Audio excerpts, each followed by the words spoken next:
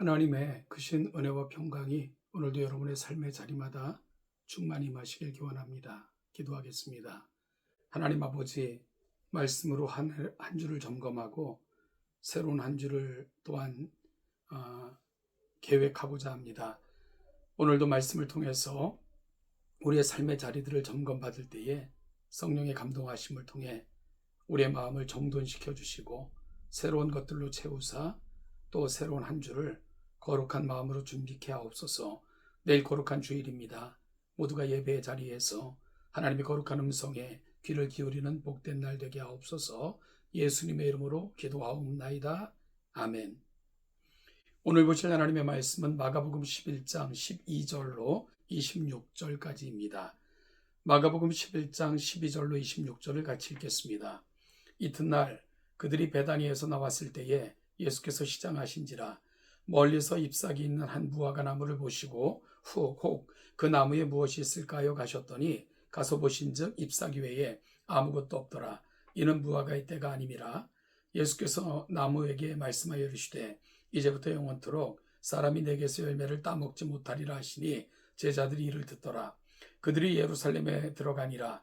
예수께서 성전에 들어가사 성전 안에서 매매하는 자들을 내쫓으시며 돈 바꾸는 자들의 상과 비둘기 파는 자들의 의자를 둘러엎으시며 아무나 물건을 가지고 성전 안으로 지나다님을 허락하지 아니하시고 이에 가르쳐 이르시되 기록된 바 내 집은 만민이 기도하는 집이라 칭함을 받으리라 하지 아니하였느냐.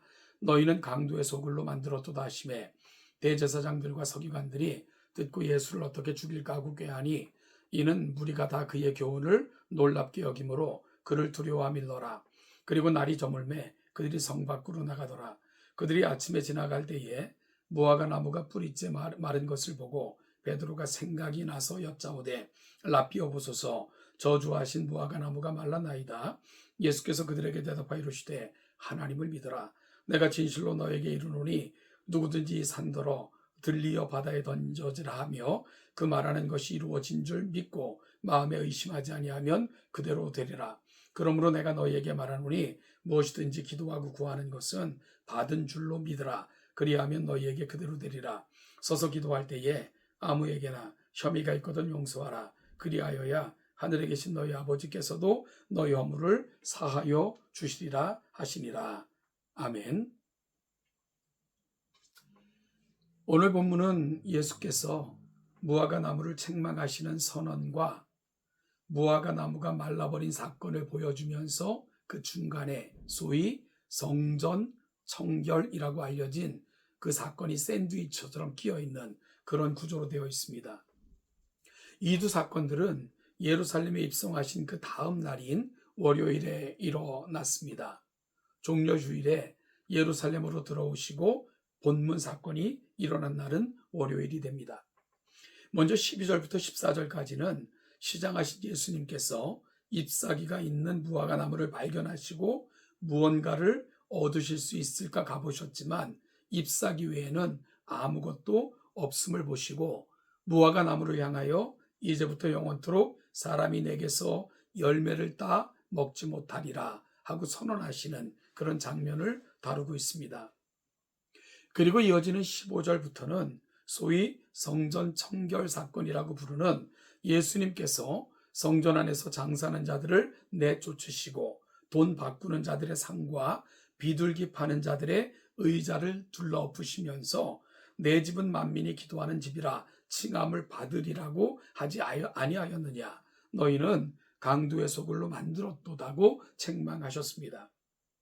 그리고 이튿날 성 밖에서 주무시고 다시 성전에 들어오실 때 제자들은 예수님께 책망받은 그 무화과 나무가 뿌리째 뽑혀 마른 것을 발견하게 됩니다.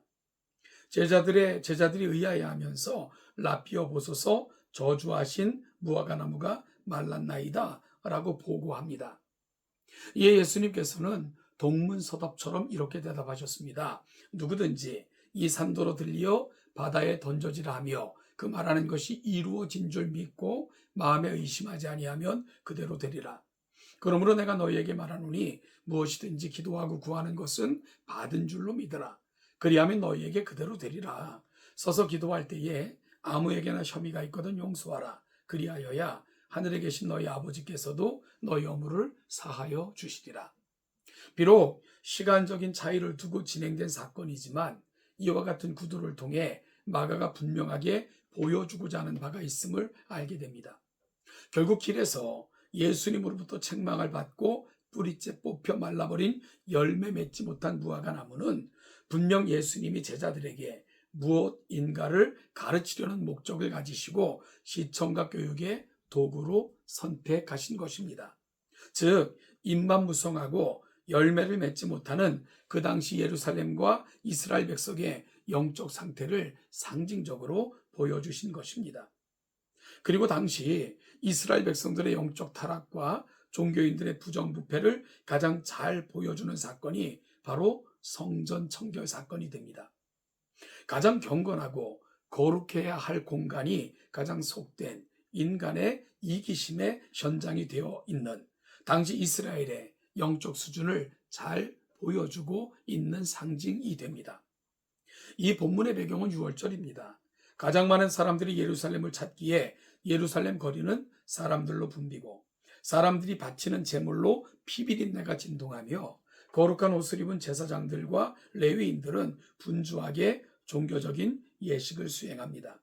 수많은 예물이 예루살렘 성전으로 몰려듭니다. 그야말로 가장 종교적인 모습을 보이며 종교적인 행위로 가득한 그런 시기가 오늘 본문의 배경이 되는 6월절 절기인 것이지요. 그런데 예수님이 보시기에 그 모습은 잎만 무성한 무화과 나무 같았습니다. 그곳에는 하나님을 기쁘시게 할 것도 또한 더불어 살아가는 사람들 중에 가난하고 소외된 누군가도 위로받을 수 있는 일은 없었습니다. 앞선 무화과 나무를 저주하신 본문이 오랫동안 그리스도인들에게조차도 당혹스럽게 만들었던 것이 사실입니다.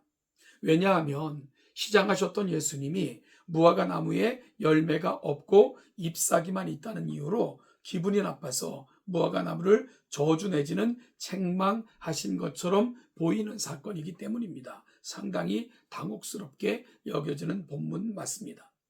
13절을 보면 분명히 이는 무화과의 때가 아니라 라고 나와 있으므로 이 부분이 읽는 독자들을 더욱 당혹스럽게 만드는 거죠.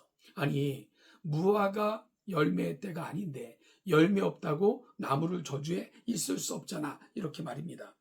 그러나 성경을 제대로 이해하기 위해서는 지금 우리의 눈으로 봐서는 안 되고요, 당시의 문화와 지리적인 배경을 알아야 합니다. 지중해와 접한 중동 지역인 이스라엘의 독특한 기후에서 무화과 나무는 유월절이 있는 4월부터 초막절이 있는 10월까지 모두 5번의 열매를 맺습니다. 6개월의 후기 동안 앙상한 가지로 겨울을 보낸 무화과 나무는 봄인 유월절이 다가오면서 작은 잎사귀와 함께 첫 열매인 무화과를 맺고 긴 여름 동안 무화과 열매를 5번 맺습니다. 6월절 즈음에 맺히는 첫 열매인 무화과는 시브리어로 파게라고 하고요. 이후에 순차적으로 열리는 먹는 무화과는 테예나라고 합니다. 무화과의 영어 단어인 피그가 히브리어 단어인 파게에서 왔습니다.